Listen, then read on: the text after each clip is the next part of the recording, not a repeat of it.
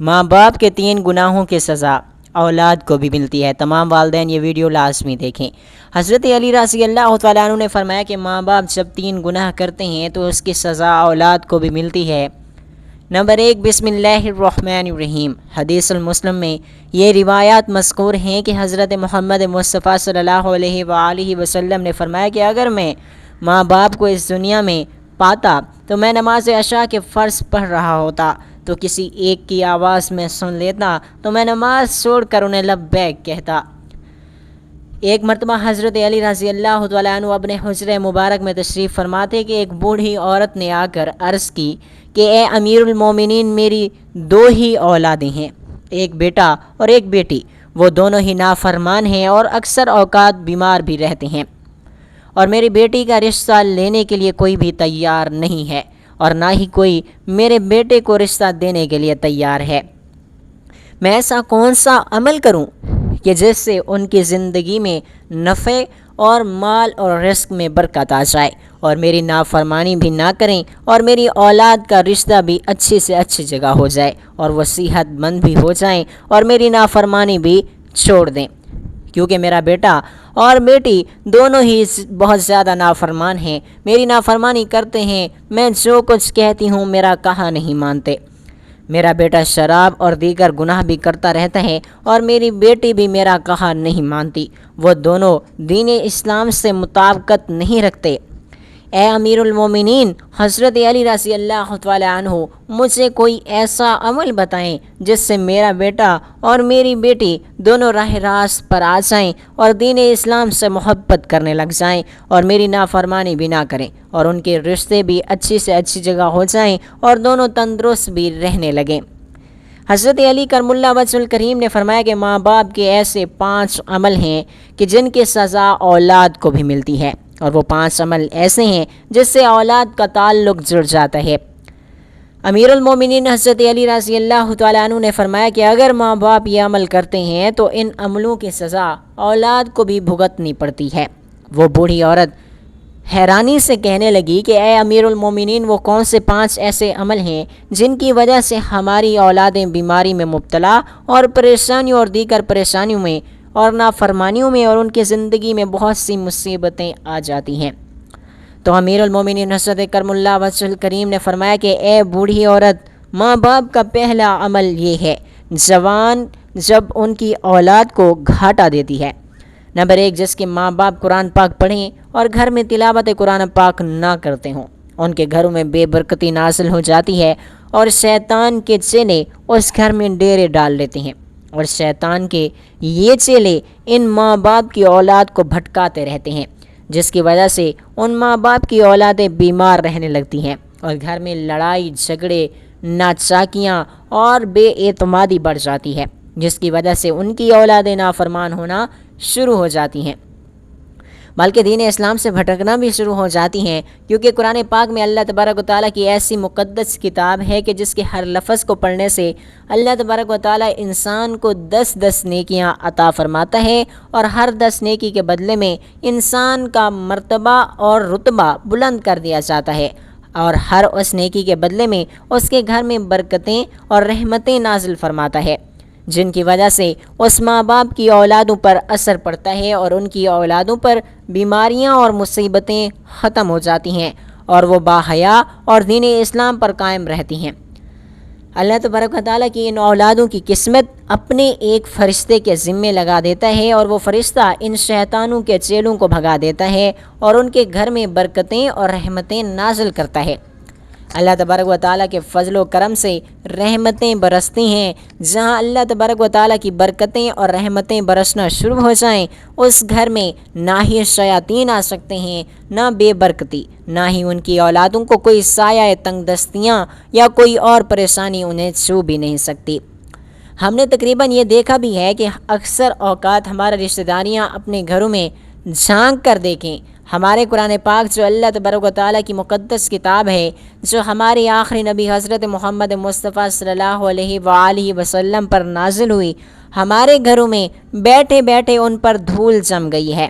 ہم قرآن پاک کی تلاوت کم و بیش کرتے ہیں، حالانکہ ہمیں روزانہ قرآن پاک کی تلاوت کرنی چاہیے تاکہ ہمارے گھروں میں برکتیں اور رحمتیں اللہ تعالیٰ کی عطا ہوتی ہیں۔ جو ماں باپ قرآن پاک پڑھ کر بھی نہیں پڑھتے، ان کی اولادیں بے حیا، بے شرم اور تنگ دست ہو جاتی ہیں۔ لہٰذا ہر ماں باپ کو چاہیے قرآن پاک کی تلاوت کرتے رہا کریں۔ نمبر 2، امیر المومنین حضرت علی رضی اللہ تعالیٰ عنہ نے فرمایا کہ جس گھر میں ماں باپ روزانہ لڑتے جھگڑتے ہیں اور ایک دوسرے کو گالیاں دیتے ہیں، جہاں گالیاں دی جائیں صرف شیطان ہی اس گھر میں ڈیرے ڈال لیتے ہیں، فرشتے اس گھر سے دور بھاگ جاتے ہیں اور شیطان ان لوگوں کو بھٹکاتے رہتے ہیں۔ اب خود سوچ کر دیکھیے، جہاں اللہ کے فرشتے نہ آئیں وہ تو گھر جہنم کہلائے گا۔ اللہ کے فرشتے تو صرف یہودیوں اور مشرکوں کے گھر میں نہیں آیا کرتے تھے، کیونکہ حضور اقدس صلی اللہ علیہ وآلہ وسلم کا فرمان مبارک ہے کہ ایک دوسرے کو گالیاں دینا دین اسلام میں حرام ہے، کیونکہ ماں باپ کو دیکھ کر ہی اولاد جوان ہوتی ہے۔ جیسا طرز عمل ماں باپ کا ہوگا، اولاد بھی وہی عمل اختیار کرے گی۔ اور اولاد نے تو یہی دیکھا ہے کہ میرا ماں باپ ایک دوسرے کو گالیاں بکتے ہیں، لڑائی جھگڑے کرتے ہیں۔ اب اولاد سے ماں باپ کیا امید کریں کہ میری اولاد فرما بردار ہو؟ ایسا نہیں ہو سکتا۔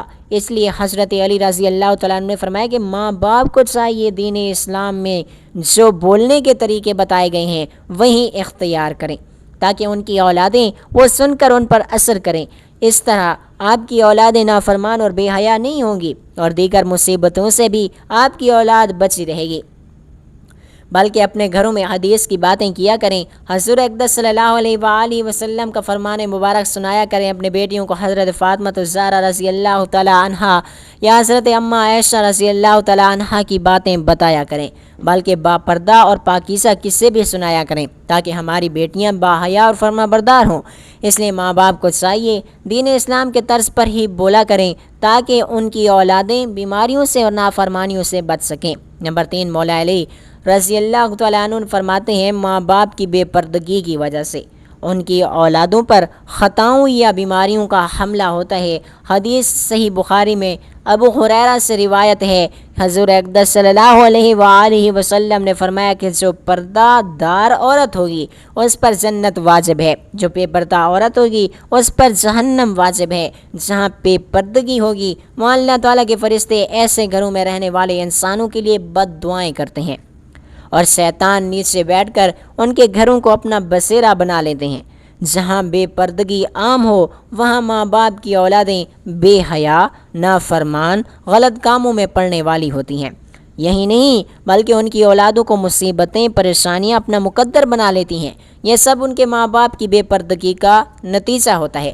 جہاں بے پردگی ہوگی وہاں اللہ کی رحمت اور برکت کبھی بھی نہیں آئے گی، اور ان ماں باپ کی اولادیں ہر فتنے اور شر سے محفوظ نہیں رہ سکیں گی، کیونکہ جو اللہ تعالیٰ کے فرشتے بلاؤں اور خطاؤں کو ٹالتے ہیں وہ تو اس گھر سے چلے جاتے ہیں، اور ان کی بے پردگی کی وجہ سے اور وہ اولادیں اپنے ماں باپ کا ادب نہیں کیا کرتی، بلکہ اس گھر کی اولادیں کسی مصیبت یا پریشانیوں میں ہمیشہ مبتلا رہتی ہیں۔ اور ہم نے اپنے اس آس پاس بھی یہی دیکھا ہے کہ جہاں بے پردگی ہوتی ہے وہاں دنیاوی الفاظ بھی جوڑے جاتے ہیں۔ جہاں بے پردگی ہوتی ہے وہاں ماں باپ اللہ تعالیٰ کی ناراضگی ہوتے ہیں، لیکن دنیا میں بھی ان کو اچھی نظروں سے نہیں دیکھا کرتی۔ اسی لیے ماں باپ کو چاہیے کہ اپنے پردے کا خاص انتظام کریں، اپنی اولادوں کو بھی پردے کی تلقین کیا کریں۔ ان کی باحیا بیٹیاں حضرت فاطمہ الزہرا رضی اللہ تعالیٰ عنہ کی پیروی کر سکیں۔ ہم سب نے یہ باتیں سن رکھی ہیں۔ دنیا کہتی ہے اپنے دل پر قابو ہونا چاہیے اور دل کا پردہ ہونا چاہیے۔ ناظرین ذرا غور فرمائیے، آپ کا دل حضرت فاطمہ الزہرا رضی اللہ تعالیٰ عنہ جیسا تو کبھی مضبوط نہیں ہو سکتا، نہ ہے نہ ہوگا۔ حضرت فاطمہ الزہرا رضی اللہ تعالیٰ عنہ کو حضور اقدس صلی اللہ علیہ وآلہ وسلم شادی کے بعد اپنے گھر لے جا رہے تھے۔ آگے راستے میں ایک نابینا صحابی بیٹھا ہوا تھا۔ حضرت فاطمہ الزہرا رضی اللہ تعالیٰ عنہ نے اپنے چہرے مبارک پر پردہ ڈال دیا۔ حضور اقدس صلی اللہ علیہ وآلہ وسلم نے فرمایا، بیٹی فاطمہ، صحابی تو اندھا ہے، وہ آپ کو دیکھ تو نہیں سکتا۔ حضرت سیدنا فاطمہ الزہرا رضی اللہ تعالیٰ عنہ نے فرمایا، بابا وہ صحابی اندھا ہے، میں تو اسے دیکھ سکتی ہوں۔ ناظرین یہ ہمارے لیے صرف حضرت فاطمہ اور حضور اقدس صلی اللہ علیہ وآلہ وسلم کا ایک نمونہ تھا۔ آپ پردے کو اپنی زندگی کا مقصد بنا لیں، آپ کو نہیں معلوم کہ یہ مشرکوں اور یہودیوں کی چال ہے؟ ہماری پاک دامن بیٹیوں اور بہنوں کو وہ ورغلا رہے ہیں تاکہ وہ پردہ نہ کریں۔ یہ ہماری ثقافت اور دین اسلام کے خلاف ہے۔